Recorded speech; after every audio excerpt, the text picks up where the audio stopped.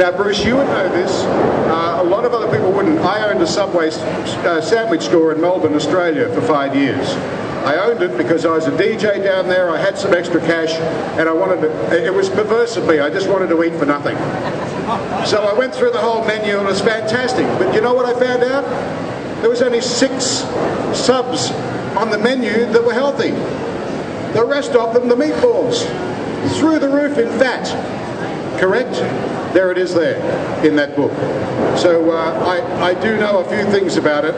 I'm changing my lifestyle. Now, Bruce, Can I just say one thing really quickly? Okay. Now, who would think that the 6-inch tuna sub would be healthy? Yeah, it sounds like it is, doesn't it? Doesn't it? No. Sounds like it is. Full of mayonnaise. And who would think the 6-inch double roast beef sub wouldn't be healthy? It actually is. It's healthier than the tuna. The tuna has 530 calories. That's a 6-inch? 6-inch. Yeah. 31 grams of fat and over 1,000 milligrams of sodium. Yeah. The beef, only 360 calories, only 7 grams of fat, and yeah, it's got more sodium. But you could ask them to take, because they do put salt on it. You can ask them not to put the salt on. I actually carry, I've become fallen totally in love with Mrs. Dash. All those Mrs. Dash seasonings, all salt-free, great. And my wife even carries around a little bottle of Mrs. Dash in her purse when we go out to restaurants, so I don't use the salt. I also great use idea. That's salt substitute as well. That's a great idea. You can go in with all your own seasonings and all of that. Yeah. Question, sir. What do you think about sea salt? Sea salt? What do you think about sea salt? Sea salt's got just as much sodium in it as kosher salt, iodized table salt. Yeah. But you know, here's an example. Now we only should on a 2,000 milligram diet, 2,000 calorie diet, have a maximum of 2,400 milligrams of sodium per day.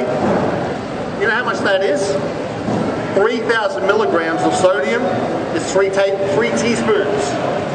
3 teaspoons of salt is 3,000 milligrams. So yes, you can use salt. I use salt, but a very tiny bit, like a quarter of a teaspoon. Question. How about the pink salt? Pink salt. You know, I've been told the pink salt also has less sodium in it, less chemicals.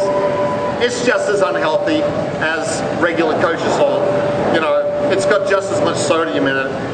It's a different kind of sodium. But like the table salt you buy, I think it's sodium phosphate or something like that, which is a little worse for you. Yeah, you can use the pink Himalayan salt. There's some Australian salt too that's pink. It's really good. I mean, I'm not saying don't use salt at all. You can. Just use it in moderation. Chef Bruce, there's also a story about sugar. You know how sugar's in everything? Is sugar the bad guy here as well as salt? Processed sugar is the bad guy. Okay. And most everything we buy these days in the way of processed food uses, you know, corn syrup. High fructose corn syrup. It's in everything, isn't it?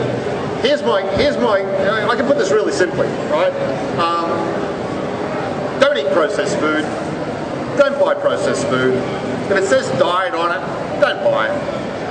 If it's got more than 5 ingredients that you can't understand, if it's got more than 5 ingredients at all on the box, don't buy it. If you've got weird long names that you can't even pronounce, don't buy it.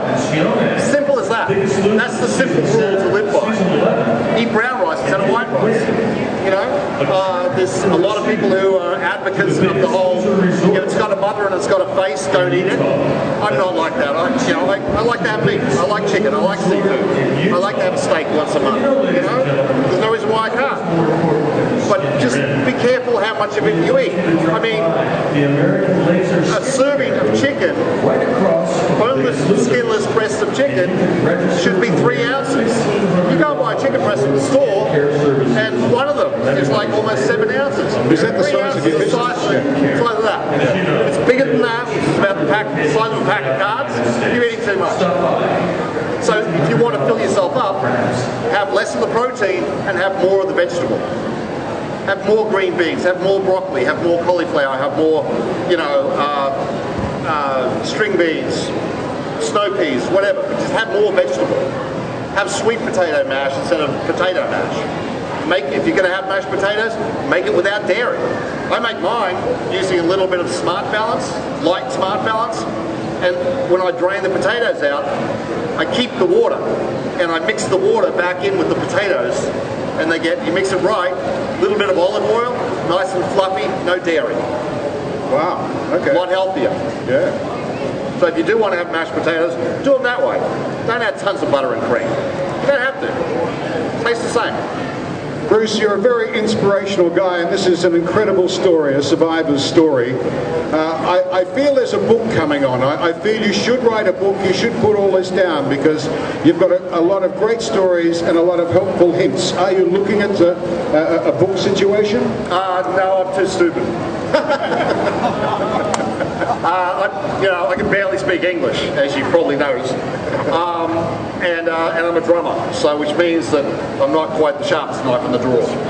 So no, actually, and there's plenty of other books out there that talk about same kinds of things that I'm talking about. I prefer one-on-one teaching. I prefer educating. I'd rather educate children because that's where all this starts. Yeah, that's where it starts.